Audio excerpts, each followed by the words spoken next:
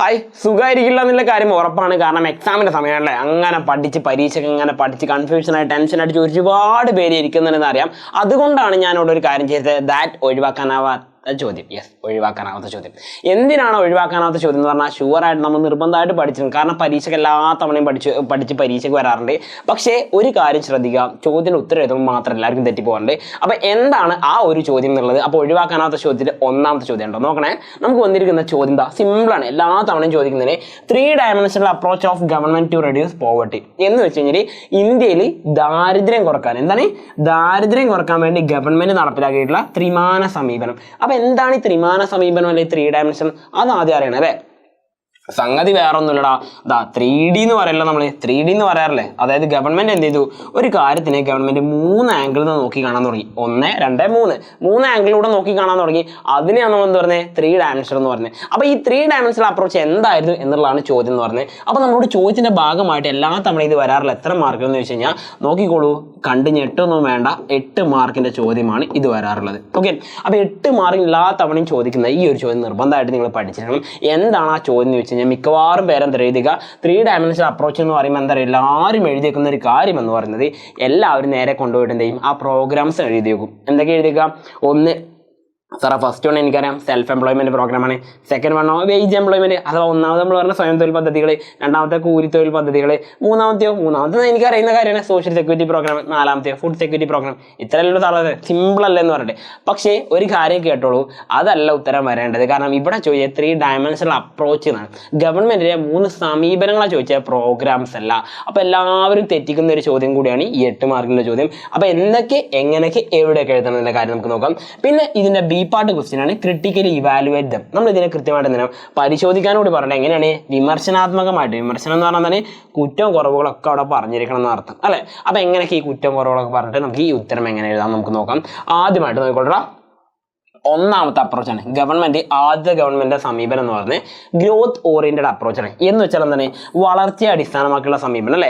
നമ്മൾ വളർച്ച പഠിച്ചിട്ടുണ്ടല്ലേ, ഗ്രോത്ത് പഠിച്ചിട്ടുണ്ട്. എവിടെ പഠിച്ചിട്ടുണ്ടേ, ഗ്രോത്ത് എന്ന് പറയുന്നത് അല്ലെങ്കിൽ വളർച്ച എന്ന് പറയുന്നത് നമ്മൾ പഠിച്ചിട്ടുണ്ടായിരുന്നത് ഇവിടെ 5 year പ്ലാനിന്റെ ഗോളാണത്. 5 year പ്ലാനിന്റെ ഗോളാണ്, ഒന്നാമത്തെ ഒരു ഗോളാണ് ഗ്രോത്ത് ഓറിയന്റഡ് അപ്രോച്ച് എന്ന് പറയുന്നത്. എന്താണ് ഇവിടെ ഗ്രോത്ത് എന്ന് പറഞ്ഞാൽ സാമ്പത്തിക വളർച്ചയാണ്. എന്തിന്റെ വളർച്ച? സാമ്പത്തിക വളർച്ച. അപ്പോൾ സാമ്പത്തിക വളർച്ച നമുക്ക് 2 കാര്യങ്ങൾ വേണം. എന്തൊക്കെയാ?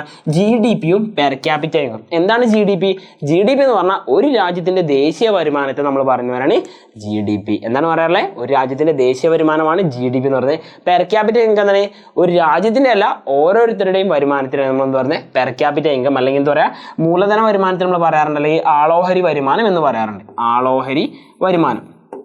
ഓക്കെ, അപ്പോൾ ഈ ആളോഹരി വരുമാനം അല്ലെങ്കിൽ നമ്മൾ ഈ പറയുന്ന പെർ ക്യാപിറ്റ ഇൻകവും അതുപോലെ GDP എന്ന് പറഞ്ഞാൽ ദേശീയ വരുമാനം അല്ലേ. അപ്പോൾ നമ്മുടെ ദേശീയ വരുമാനവും അതുപോലെ ഓരോ വ്യക്തികളുടെ വരുമാനത്തിലും ഉണ്ടാകുന്ന വളർച്ചയാണ് ആദ്യമായിട്ട് ലക്ഷ്യം വെക്കുന്നത്. അപ്പോൾ നോക്കിയേ, the first approach is based on assumption that rapid increase in the GDP and per capita income would help in removal of poverty. ദാരിദ്ര്യം ഒഴിവാക്കാൻ ഒരു പരിധി വരെ അത് സഹായിക്കുന്ന പറഞ്ഞാൽ എങ്ങനെയാണോ, ഞാൻ സിമ്പിളായിട്ട് പറഞ്ഞുതരാം. നിങ്ങളൊന്ന് ആലോചിച്ച് നോക്കുക, നമ്മുടെ കയ്യിൽ പണം ഇല്ലാത്തതുകൊണ്ടാണ് നമുക്ക് പല കാര്യത്തിലും നമുക്ക് കിട്ടാൻ പറ്റാതെ പോകുന്നത്, അല്ലെങ്കിൽ നമുക്ക് കിട്ടാതെ പോകുന്നത് അതുകൊണ്ടാണ്, അല്ലെങ്കിൽ നമുക്ക് എത്തിപ്പെടാൻ പറ്റാതെ പോകുന്നത് അതുകൊണ്ട് മാത്രമാണ്. അപ്പോൾ പണം വന്നു കഴിഞ്ഞാൽ പല കാര്യം നമുക്ക് നേടിയെടുക്കാൻ പറ്റില്ലേ. അപ്പോൾ പണം കൊണ്ട് അഥവാ നമ്മുടെ കയ്യിൽ ഇൻകം ഉണ്ടായി കഴിഞ്ഞാൽ നമുക്ക് എന്ത് ചെയ്യാൻ പറ്റും, ഒരുപാട് ദാരിദ്ര്യത്തിന്റെ പ്രശ്നങ്ങൾ ഒഴിവാക്കാൻ പറ്റും. വളരെ ശരിയായിട്ടുള്ള ഒരു കാര്യമാണ്. അപ്പോൾ ഒന്നാമത്തെ അപ്രോച്ച് എന്താണ്, ഗ്രോത്ത് ഓറിയന്റഡ് അപ്രോച്ച് അല്ലെങ്കിൽ വളർച്ചയെ അടിസ്ഥാനമാക്കിയുള്ള സമീപനം എന്ന് പറഞ്ഞത്. ഇനി രണ്ടാമത്തെ നോക്കാം. രണ്ടാമത്തെ ഡയമെൻഷൻ അല്ലെങ്കിൽ രണ്ടാമതായിട്ട് എങ്ങനെ നോക്കി കണ്ടിരുന്നതിലുള്ള കാര്യം പോവർട്ടി അലീവേഷൻ പ്രോഗ്രാമാണ്. ഇവിടെയാണ് നമ്മൾ പറഞ്ഞ പ്രോഗ്രാംസുകളൊക്കെ വരുന്നത്. രണ്ടാമതായിട്ട് വരുന്ന കാര്യത്തിലാണ് നമ്മൾ ഈ പറഞ്ഞ പ്രോഗ്രാംസ് ഒക്കെ വരുന്നത്. എന്താണ് സൂചിപ്പിക്കുന്നത്, ദാരിദ്ര്യ ലഘൂകരണ പദ്ധതികൾ അല്ലെങ്കിൽ ദാരിദ്ര്യ നിർമ്മാർജ്ജന പദ്ധതികൾ. ലഘൂകരണം എന്ന് മാറ്റിയിട്ട് നമുക്ക് എന്ത് ചെയ്യാം, നിർമ്മാർജ്ജനം. ഓക്കെ, അപ്പോൾ ദാരിദ്ര്യ നിർമ്മാർജ്ജന പദ്ധതികൾ എന്ന് പറഞ്ഞാൽ എന്താണ്, ദാരിദ്ര്യത്തെ ഒഴിവാക്കാനുള്ള പദ്ധതികൾ. ഓക്കെ, അപ്പോൾ അത് ഒഴിവാക്കാനുള്ള പദ്ധതികൾ ഗവൺമെന്റ് മെയിനായിട്ട് പല രീതിയിൽ നടത്തിയിട്ടുണ്ട്. അപ്പോൾ ഇതിനൊക്കെ വേണ്ടി ഗവൺമെന്റ് ഒരുപാട് പ്രോഗ്രാംസ് നടത്തിയിട്ടുണ്ട് അല്ലേ. നമുക്കറിയാം മെയിനായിട്ട് 4 ടൈപ്പ് പദ്ധതികളല്ലേ. ഒന്നാമത്തെ സെൽഫ് എംപ്ലോയ്മെന്റ് പ്രോഗ്രാം എന്ന് വെച്ചാൽ എന്താണ്, സ്വയം തൊഴിൽ പദ്ധതി. എന്താണ് സ്വയം തൊഴിൽ പദ്ധതി എന്ന് പറഞ്ഞാൽ? സ്വയം തൊഴിൽ പദ്ധതി എന്ന് പറഞ്ഞാൽ വളരെ സിമ്പിളാണ്. അതായത് നിങ്ങളിപ്പോൾ ജോലി ചെയ്യാൻ തയ്യാറാണ്, ഒറ്റയ്ക്ക് നിങ്ങൾക്ക് കുറച്ച് പൈസ തന്നു കഴിഞ്ഞാൽ നിങ്ങൾ സ്വന്തമായിട്ടൊരു ബിസിനസ് തുടങ്ങി നിങ്ങൾ സ്വന്തമായിട്ട് അവിടെ ജീവിച്ച് കാണിക്കും. അതാണ് സ്വയം തൊഴിൽ അല്ലെ, സെൽഫ് എംപ്ലോയ്മെന്റ് എന്ന് പറയുന്നതാണ്. അപ്പോൾ നിങ്ങൾക്ക് കുറച്ച് ക്യാഷ് എന്നാൽ മതി, നിങ്ങൾ സ്വന്തമായിട്ട് ഒരു ജോലി ചെയ്ത് കണ്ടുപിടിച്ച് നിങ്ങൾ ജീവിച്ചു പോയിക്കോളും. അപ്പോൾ നിങ്ങളെ ദാരിദ്ര്യം മാറും. ഓക്കെ, വളരെ ശരിയായിട്ടുള്ള കാര്യമാണ്. ഇനി രണ്ടാമത്തെ നോക്കിയേ, wage employment programme. Wage employment എന്ന് പറയുന്നത് ഈ പറഞ്ഞ തൊഴിൽ, അതായത് കൂലിത്തൊഴിലാണ് ഉദ്ദേശിക്കുന്നത്. ഓക്കെ, കൂലിത്തൊഴിലാണ് ഉദ്ദേശിക്കുന്നത്. എന്താ ഈ കൂലിത്തൊഴിൽ എന്ന് പറഞ്ഞു കഴിഞ്ഞാൽ? കൂലിത്തൊഴിൽ എന്ന് പറഞ്ഞാൽ കുലത്തൊഴിലും കൂലിത്തൊഴിലും രണ്ടാണ്. കൂലിത്തൊഴിൽ എന്ന് പറഞ്ഞു കഴിഞ്ഞാൽ നിങ്ങൾക്ക് സ്വന്തമായിട്ട് ബിസിനസ് ചെയ്ത് ജീവിക്കാനുള്ള ഒരു കപ്പാസിറ്റി അല്ലെങ്കിൽ അതിനൊരു ടെൻഡൻസി, അതിനുള്ള കഴിവൊന്നും നിങ്ങൾക്കില്ലാന്ന് നിങ്ങൾക്കറിയാം. ഓക്കെ, കുഴപ്പമില്ല, പക്ഷെ നമുക്ക് ജീവിച്ചാലേ പറ്റുള്ളൂ.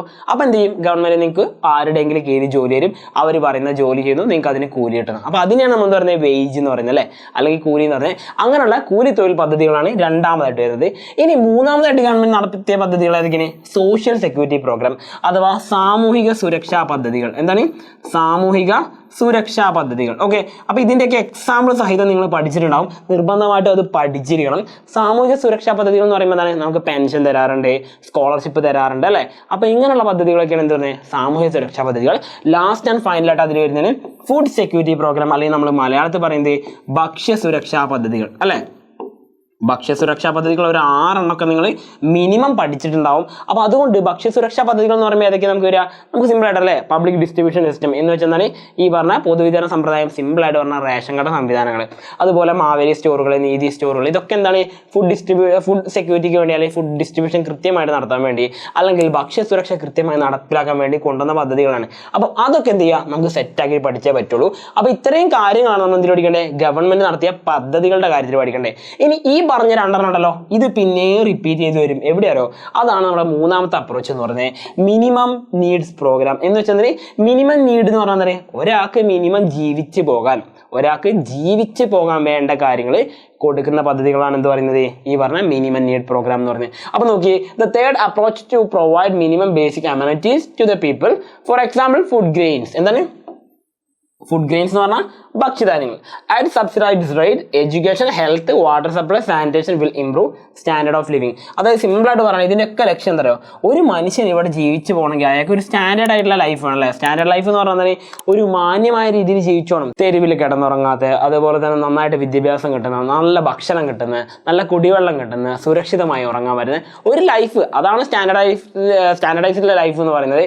അല്ലാതെ എന്തല്ല എല്ലാ നേരത്തും മന്തി, അൽഫാം, ബിരിയാണി അങ്ങനെയുള്ള സാധനങ്ങൾ കഴിക്കുകയാണോ? അല്ല. നമ്മൾ നോർമലായിട്ട് എന്ത് ചെയ്യുക? ഒരാൾക്ക് ജീവിച്ച് പോകാനുള്ള വകുപ്പുകൾ കിട്ടണം അല്ലേ.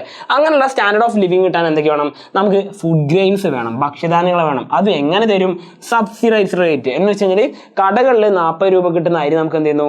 മാവേലി സ്റ്റോറുകളിൽ പോയി കഴിഞ്ഞാൽ 23 രൂപ കിട്ടും. അതായത് ഏകദേശം പകുതി വിലക്ക് നമുക്ക് സാധനങ്ങൾ കിട്ടുന്നു. ഇങ്ങനെയുള്ള ഭക്ഷ്യധാന്യങ്ങൾ അല്ലേ. അതുപോലെ മറ്റൊന്നാണ് എഡ്യൂക്കേഷൻ എന്ന് വെച്ചാൽ എന്താണ്?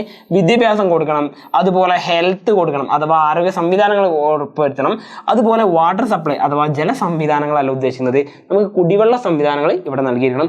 അവസാനമായിട്ട്, പക്ഷെ നമുക്ക് കോമഡി ആയിട്ട് തോന്നാറുണ്ട്, പക്ഷെ നമുക്ക് കോമഡി അല്ല, സാനിറ്റേഷൻ, ശുചീകരണ സംവിധാനം അഥവാ ടോയ്ലറ്റ് സംവിധാനങ്ങൾ. അപ്പോൾ ഒരു മനുഷ്യന് അത്യാവശ്യം ജീവിച്ചു പോകാൻ വേണ്ട എല്ലാ കാര്യങ്ങളും ഉറപ്പുവരുത്തുന്നതാണ് എന്ത് ചെയ്യുന്നത്? മൂന്നാമത്തെ അപ്രോച്ച് എന്ന് പറയുന്നത് മിനിമം നീഡ്സ് പ്രോഗ്രാം എന്ന് പറയുന്നത്. അപ്പോൾ ഈ മിനിമം നീഡ്സ് പ്രോഗ്രാമുകളിലൂടെയാണ് എന്ത് ചെയ്യുന്നത്? ഗവൺമെന്റ് മൂന്നാമത്തെ സമീപനം പൂർണ്ണമാവുന്നത്. ഓക്കെ, അപ്പോൾ നമ്മൾ പ്രോഗ്രാംസ് ഒക്കെ പറഞ്ഞു കഴിഞ്ഞു. ഇത്രയും കാര്യം ചെയ്ത് ഞങ്ങൾക്ക് കിട്ടാൻ പോകുന്ന മാർക്കാണ് 6 മാർക്ക്. വിത്ത് എക്സാമ്പിൾ സഹിതം നിങ്ങൾ ജസ്റ്റ് ഒന്ന് എഴുതി വെച്ചാൽ മാത്രം മതി. 6 മാർക്ക് നിങ്ങൾക്ക് കിട്ടും. ഇനി ബാക്കിയുള്ള 2 മാർക്ക് എന്തിനാന്ന് വെച്ച് കഴിഞ്ഞാൽ അത് ക്രിട്ടിക്കൽ ഇവാലുവേഷൻ ആണ്, അഥവാ നമ്മൾ വിമർശനാത്മകമായിട്ട് വിലയിരുത്തണം അല്ലേ. അപ്പോൾ നോക്കിക്കോളൂ, അതിൻ്റെ പോസിറ്റീവ് സൈഡാണ് ഒന്നാമതായിട്ട് നമ്മൾ പറയുന്നത്. നമ്മുടെ രാജ്യത്തിൻ്റെ ഒന്നാമത്തെ ലക്ഷ്യം എന്തായിരുന്നു? ഒന്നാമത്തെ ലക്ഷ്യം ഗ്രോത്ത് ആയിരുന്നു, വളർച്ചയായിരുന്നു. അത് നമുക്ക് നേടാൻ പറ്റിയിട്ടുണ്ട്. ഇംപ്രൂവ്ഡ് പെർ ക്യാപിറ്റ ഇൻകം എന്ന് വെച്ച് കഴിഞ്ഞാൽ ആളോഹരി വരുമാനം നമുക്ക് വർദ്ധിച്ചിട്ടുണ്ട്. 1950-51 കാലഘട്ടങ്ങളിൽ വെറും 274 രൂപ ഉണ്ടായിരുന്ന ആളുകൾക്ക് ഇപ്പോൾ 2010-11 പുറത്തു വന്ന സെൻസസ് റിപ്പോർട്ട് പ്രകാരം 54,835 രൂപയുടെ വർധനവുണ്ട്. എന്ന് വെച്ച് കഴിഞ്ഞാൽ അന്ന് 274 രൂപയായിരുന്നു ആളുകളുടെ ശരാശരി ആളോഹരി വരുമാനം. അത് വർദ്ധിച്ചിട്ടുണ്ട്, ഇപ്പോൾ വീണ്ടും വർദ്ധിച്ചിട്ടുണ്ട്. 1,00,000-ന്റെ മുകളിലാണ് ആളുകളുടെ ഇപ്പോഴത്തെ ആളോഹരി വരുമാനം എന്ന് പറഞ്ഞത്. അപ്പോൾ ആളോഹരി വരുമാനം വർദ്ധിക്കുമ്പോൾ എന്ത് ചെയ്യും? ഓരോരുത്തർക്കും കിട്ടുന്ന വരുമാനമാണ് ആളോഹരി വരുമാനം അല്ലേ. അപ്പോൾ വരുമാനം വർദ്ധിക്കുമ്പോൾ നമ്മുടെ എന്ത് ചെയ്യും? ദാരിദ്ര്യം കുറയും. അതാണ് സംഗതി സൂചിപ്പിക്കുന്നത്. അപ്പോൾ അതുകൊണ്ട് തന്നെ എന്ത് ചെയ്യുന്നു? എല്ലാവർക്കും ആവറേജ് സ്റ്റാൻഡേർഡ് ഓഫ് ലിവിങ് എന്ത് ചെയ്യുന്നുണ്ട്? ഇപ്പം കിട്ടുന്നുണ്ട്, ഭൂരിഭാഗം പേർക്ക് കിട്ടുന്നുണ്ട്. അപ്പോൾ നിങ്ങളൊരു കാര്യം കൂടി മറക്കരുത്, 2011 സെൻസസ് റിപ്പോർട്ട് പ്രകാരം ഇന്ത്യയിലെ ദാരിദ്ര്യത്തിൻ്റെ അളവ് മറക്കരുത് 29.5% ഓർത്തുകൊണ്ടോ. പരീക്ഷയ്ക്ക് റിപ്പീറ്റ് ചെയ്ത് വരാൻ ചാൻസ് ഉള്ള ക്വസ്റ്റ്യൻ ആണ്, അതുകൊണ്ട് അതുകൂടി പഠിച്ചേക്കാം. ഇനി നെക്സ്റ്റ് ഒന്ന് നോക്കിയേ, ഒരു നെഗറ്റീവ് എഫക്റ്റ് ആണ് പറയുന്നത്. നെഗറ്റീവ് എഫക്റ്റുകൾ പറയുന്നത് നോക്കാം. There were no radical change, കാര്യമായ മാറ്റങ്ങളൊന്നുമില്ല കാര്യമായ മാറ്റങ്ങളൊന്നുമില്ല. അതിനെ നമ്മൾ ഈ റാഡിക്കൽ ചേഞ്ച് എന്ന് പറയുന്നത്. ഓക്കെ, ഈ പറയുന്നത് മെയിനായിട്ട് പറയുന്നത് എന്താണ്, സമൂലമായ മാറ്റങ്ങൾ എന്നാണ് റാഡിക്കൽ ചേഞ്ചിൻ്റെ മലയാളം. എന്ന് വെച്ച് കഴിഞ്ഞാൽ കാര്യമായ മാറ്റങ്ങളൊന്നുമില്ല. എന്തിലൊക്കെ? ഓണർഷിപ്പ് ഓഫ് അസറ്റ്സ്, നമ്മുടെ കയ്യിലുള്ള ഉടമസ്ഥാവകാശം അല്ലേ. പണ്ട് സ്വത്തുക്കൾ ഉണ്ടായിരുന്നു, ഇന്നും സ്വത്തുക്കൾ തന്നെ. സ്വത്തില്ലാത്തവന് ഇന്നും സ്വത്തില്ലാത്തവന് ജീവിക്കുന്നു. ശരിയായിട്ടുള്ള കാര്യമാണ്. Production process. ഓക്കെ, നമ്മുടെ ഉൽപ്പാദനത്തിനൊന്നും മാറ്റം വരും. ഉൽപ്പാദനം എന്നതാണ് അന്ന് മുതലാളിമാരായിട്ട് പ്രൊഡക്ഷൻ വലിയ വലിയ കമ്പനികൾ കൊണ്ടുനടന്നവരെ ഇന്ന് വലിയ വലിയ കമ്പനികൾ കൊണ്ടു നടക്കുന്നു. അതുപോലെ ഇംപ്രൂവ്ഡ് ബേസിക് ഫെസിലിറ്റീസ്. ഓക്കെ, നമുക്ക് ഈ പറഞ്ഞ ആവശ്യക്കാരായ ആളുകൾക്ക് കാര്യമായിട്ടുള്ള വികസനത്തിന് വേണ്ടിയിട്ട് കാര്യമായിട്ട് അവർക്ക് വേണ്ട അടിസ്ഥാന സൗകര്യങ്ങളും കൊടുക്കാൻ പറ്റുന്നില്ല. ഓക്കെ ആണല്ലോ. അപ്പോൾ ഈ 3 കാര്യങ്ങൾ നിങ്ങളൊന്ന് നോട്ട് ചെയ്തേക്കണം. ഇനി ഇതിൻ്റെ കൂടെ അഡീഷണൽ ആയിട്ട് നമുക്ക് കുറച്ച് കാര്യങ്ങൾ കൂടി പഠിക്കാനുണ്ട്. അതായത് മെയിനായിട്ട് 3 കാരണങ്ങൾ കൊണ്ടാണ് ഈ പ്രശ്നങ്ങളൊക്കെ ഉണ്ടായത്. ഒന്നാമത്തെ കാര്യം, due to unequal distribution of land and other assets. എന്ന് വെച്ച് കഴിഞ്ഞാൽ ഭൂമിയും മറ്റുള്ള സ്വത്തുക്കളും എന്ത് ചെയ്ത് ആളുകൾക്കിടയിൽ കൃത്യമായിട്ട് വിതരണം ചെയ്യാൻ പറ്റിയില്ല. അതാണ് ഒന്നാമത്തെ പ്രശ്നം എന്ന് പറഞ്ഞത്. ഒന്നാമത്തെ നമ്മൾ പറഞ്ഞു ഭൂമിയും മറ്റു ആസ്തികളുടെയും അസമമായ വിതരണം. അതാണ് ഒന്നാമത്തെ കാരണം എന്ന് പറയുന്നത്. ഇനി അതിന്റെ പ്രശ്നം എന്തായിരുന്നു? ഈ ആനുകൂല്യങ്ങളൊക്കെ കിട്ടിയതാർക്കാണ്? ദരിദ്രരല്ലാത്തവർക്കാണ്. നമ്മൾ നടത്തിയ പ്രോഗ്രാം ദരിദ്രർക്ക് വേണ്ടിയിട്ടാണ്. പക്ഷെ അതിൻ്റെയൊക്കെ നേട്ടം കിട്ടിയത് ദരിദ്രരല്ലാത്ത ആളുകൾക്ക് കിട്ടി. അതാണ് ഒന്നാമത്തെ പ്രശ്നം എന്ന് പറയുന്നത്. ഇനി രണ്ടാമത്തെ നോക്കാം, compared to the magnitude of poverty. ഈ ദാരിദ്ര്യത്തിൻ്റെ അളവ് വെച്ച് നോക്കുകയാണെങ്കിൽ നമ്മുടെ ഫണ്ട് എന്ന് പറയുന്നത് എന്തായിരുന്നു? ഈ പറഞ്ഞ പ്രോഗ്രാമിനൊക്കെ അനുവദിച്ചിട്ടുള്ള ഫണ്ട് എന്ന് പറയുന്നത് എന്തായിരുന്നു? വളരെ കുറവായിരുന്നു. എന്ന് വെച്ച് കഴിഞ്ഞാൽ insufficient allocation of resources of the programmes. എന്ന് വെച്ച് കഴിഞ്ഞാൽ നമ്മുടെ പദ്ധതികൾ നടപ്പിലാക്കാൻ വേണ്ടി പ്രോഗ്രാമുകൾക്കായി വേണ്ടി വെച്ചിരുന്ന വിഹിതം എന്ന് പറയുന്നത്, വിഭവങ്ങളുടെ വിഹിതം എന്ന് പറയുന്നത് വളരെ വളരെ കുറവായിരുന്നു. എന്ന് വെച്ചാൽ പണം വളരെ കുറവായിരുന്നു, ഫണ്ട് കൊടുത്തത് വളരെ കുറവായിരുന്നു. അതാണ് രണ്ടാമത്തെ പ്രശ്നം പറയുന്നത്. ഇനി അവസാനമായിട്ട് non participation of local level institution. എന്ന് വെച്ചാൽ എന്താണ്? ഈ പറഞ്ഞ ലോക്കൽ ലെവൽ ഇൻസ്റ്റിറ്റ്യൂഷൻ എന്ന് പറഞ്ഞാൽ നമ്മുടെ പഞ്ചായത്തുകളൊക്കെ ഉണ്ടല്ലോ, നമ്മുടെ പഞ്ചായത്ത്, മുനിസിപ്പാലിറ്റി, കോർപ്പറേഷൻ, ഇതൊക്കെ എന്താണ്? നമ്മുടെ നാട്ടിലുള്ളതാണല്ലേ. അതിന് നമ്മൾ ലോക്കൽ സെൽഫ് ഗവൺമെൻറ്റ്സ് എന്നാണ് പറയാറുള്ളത്. അല്ലെങ്കിൽ തദ്ദേശ സ്വയംഭരണ സ്ഥാപനങ്ങൾ. ഇവരൊന്നും കാര്യമായിട്ട് പദ്ധതിയിൽ പങ്കെടുത്തില്ല. കാരണം എന്താണ്? കേന്ദ്ര സർക്കാരിൻ്റെയോ സംസ്ഥാന സർക്കാരിൻ്റെ പദ്ധതികളല്ലേ, നമുക്ക് മാറി നിൽക്കാം എന്നൊരു മൈൻഡ് സെറ്റോട് കൂടിയിട്ടാണ് അവർ സമീപിച്ചത്. അതുകൊണ്ട് തന്നെ ഉണ്ടായിരുന്ന പ്രശ്നം, പ്രോഗ്രാം നടത്തിപ്പിൽ പ്രാദേശിക തലത്തിലുള്ള സ്ഥാപനങ്ങളുടെ പങ്കാളിത്തം ഉണ്ടായില്ല. അപ്പം നമുക്കറിയുന്നൊരു കാര്യം ഉണ്ടല്ലേ, നമ്മുടെ വീട്ടിലത്തെ പ്രശ്നം നമുക്കേ അറിയുള്ളൂ, നാട്ടുകാരെക്കാളും നമുക്കേ അറിയുള്ളൂ. അതുപോലെ നമ്മുടെ നാട്ടിലുള്ളത് ആരൊക്കെയാണ് ദരിദ്രരെന്ന് ആർക്കേ അറിയുള്ളൂ?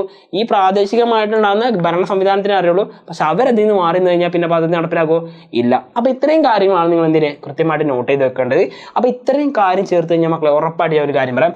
8 മാർക്കിൻ്റെ എസ്സേ ആണെങ്കിൽ ആ 8 മാർക്കിൻ്റെ എസ്സേ ആണെങ്കിൽ ആ 8 മാർക്ക് നമുക്ക് സുഖമായിട്ട് നേടാം. നോക്കി, പരീക്ഷയിൽ 8 മാർക്ക് നിർണ്ണയിക്കുന്നത് ഈ ഒരു ചോദ്യമായിരിക്കും. ഓക്കെ, അപ്പോൾ ഇനി ഒരു കാര്യം കൂടി പറയാനുള്ളതാണ്. സിമ്പിൾ ആയിട്ടല്ലേ, ഇവിടെ നിങ്ങൾ നോക്കിയേ ജിംനാസ്റ്റിക്കിൽ എത്ര സിമ്പിളായിട്ട് അവർ ചെയ്യുന്നത്. അതുപോലെ ഈ ഒരു ക്വസ്റ്റ്യൻ വന്നാൽ നമ്മൾ എന്ത് ചെയ്യും? സിമ്പിളായിട്ട് നമ്മൾ ആൻസർ ചെയ്യും. സെറ്റല്ലടാ, സെറ്റാണെന്ന് വിചാരിക്കുന്നത്. അപ്പോൾ സിമ്പിളായിട്ട് എല്ലാ കാര്യങ്ങളും ഇതുപോലെ നമുക്ക് സിമ്പിളായിട്ട് പഠിച്ചിട്ട് പോകണം. അപ്പോൾ അടുത്ത ലൈവും അടുത്ത ക്ലാസ്സുകളായിട്ട് കാണുന്നവരേക്കും, വീഡിയോ ആയിട്ട് കാണുന്നവരേക്കും, it's me Selsabin PS. All the best. Thank you all. By.